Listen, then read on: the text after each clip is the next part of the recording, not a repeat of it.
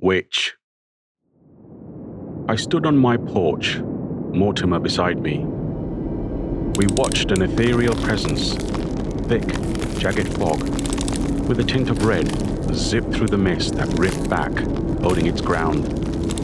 They both twisted and coiled, spiraling high, then left, then high, then low, shooting projectiles at each other.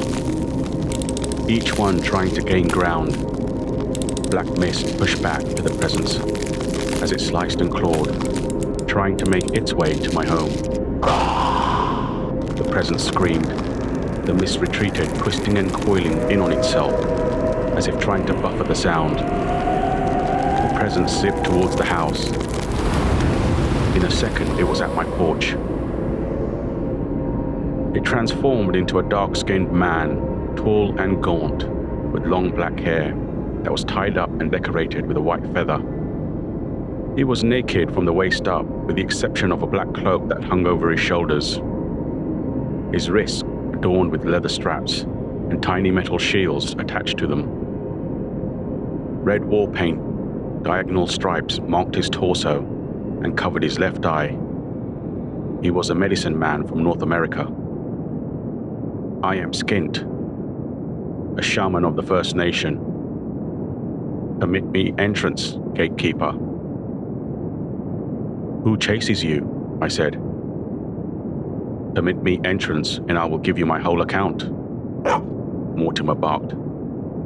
I looked at him. Agreed. You enter my home. You will go through a door, Skint. There is no return to this realm for you after that, I said. Yes, I will enter a door, Skint said, his mouth neutral, his eyes smiling with glee. Mortimer will show you the way after you tell me how you stunned the black mist. A mere spell mixed in with necromancy. Your mist is full of souls. They might not have bodies, but they once did, and they still remember that. I took bits of that memory and cast a spell. It binds them, makes them suffer. Skint smiled. He had sharp canines like a vampire. Mortimer will show you into the lounge.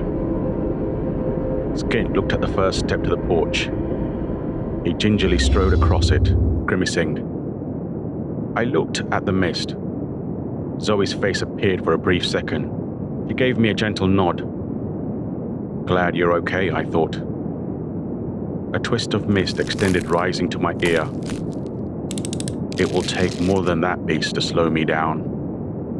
The mist touched my face and receded back, merging with the rest of the black ocean. I entered the lounge and sat down. Mortimer was in his usual spot, on the rug next to the fireplace.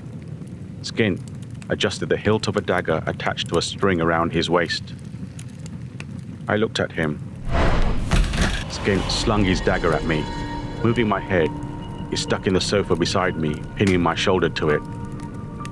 It felt wet. Mortimer, up in a flash, barked, but Skint had already pointed his palm at Mortimer. The air thickened around him, encasing him. Skint was gone out the lounge.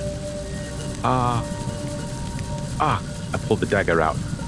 I took it and cut the thick gel-like air around Mortimer, freeing his muzzle.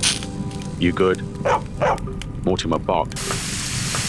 It melted the rest of the air around him, fell to the ground as a translucent goo with a tinge of green. He's powerful to cast a spell in here, I said. I searched my house, thinking Skint would head to the temple, but instead he made his way to the sub-basement. I stood up, Skint's dagger still in my hand. Let's go get him, I said. Mortimer and I strode out the lounge. Custodian of the house, permit me entrance, a voice boomed from outside. I scanned the outside of my house with my sentience. It can't be, I thought. I strode outside, followed by Mortimer.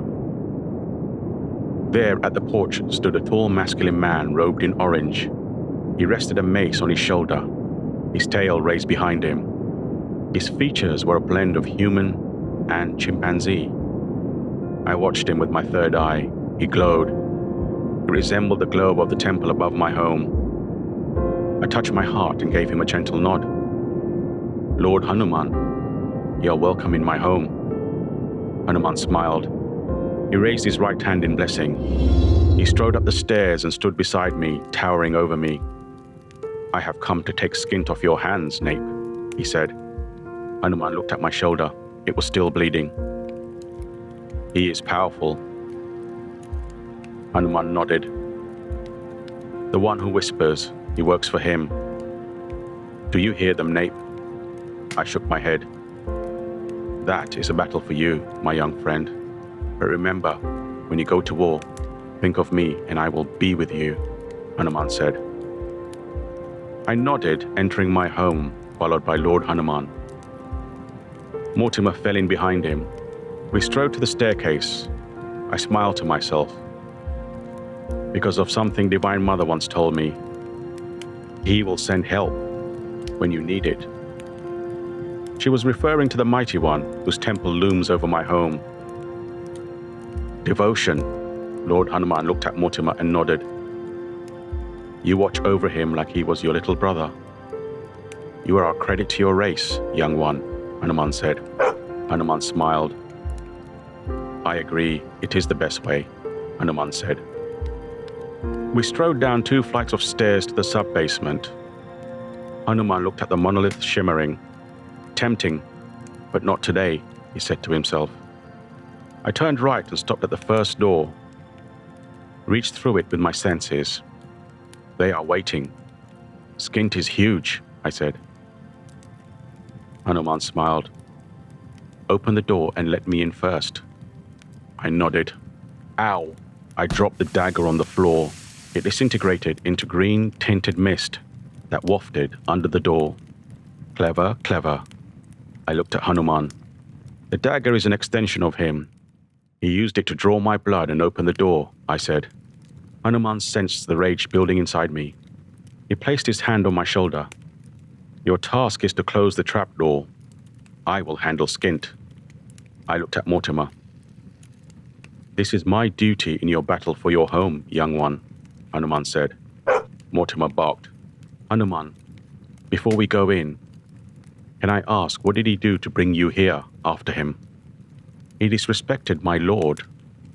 As Mortimer watches over you, I watch over him.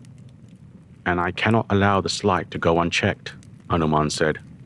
I smiled, as I had a good idea of what happens next. I opened the door to reveal a horde of demons waiting to get out. Beyond them stood Skint, the size of a skyscraper. His fangs gleamed as he moved towards us. Hanuman entered. Jai Ram, he said, swinging his mace. It sent a shockwave, blasting the hordes of demons back 1,000 feet, all of them crashing into each other as they fell. I entered, followed by Mortimer, whose effulgence covered us in the shape of a sphere. Skint, it's your time, Hanuman said. He was calm, as if speaking to an old friend. Skint swung his hand. It transformed into a long claw, its tips ripping towards Hanuman's head, who stopped it instantly with his forearm. Hanuman grew. He was now the size of Skint. Hanuman grabbed his other arm, squeezing Skint. Rolling his shoulders down, Hanuman headbutted him. Skint looked dazed. Hanuman slammed his forearm into Skint's neck, piling him instantly into the ground with a thunderous crack. Demons that had regrouped saw Skint's teeth fall out of his mouth. They ran with a hiss, jumping back down into the realm beyond the trapdoor. Mortimer and I waited for the last of the demons to jump back down through the trapdoor. I shut it. Hanuman placed his heel on Skint's neck. Do the custodian of this house a courtesy, and I will be merciful, Hanuman said. Tell him the name of the one who whispers. Skint decreased, transforming back to the human size he once was. Hanuman stepped back as he watched the spirit of this realm, the guardian of the trapdoor, emerge from Skint. I have no quarrel with you, Hanuman said. Agreed. The witch poisoned me. You released me from his grip, the guardian of the trapdoor said. It floated in the air, simmering grey and black. before it dissipated into the darkness. Hanuman decreased to human size. He stood over Flint, who was still on the ground. "Tell him, Skint, I will not ask again," he said. "He is... his name..." Skint held his ears in pain. His eyes turned green and bled. Hanuman raised his mace. With one swift movement, he brought it down on Skint's head, crushing it instantly. "That was much easier, thanks to you," I said.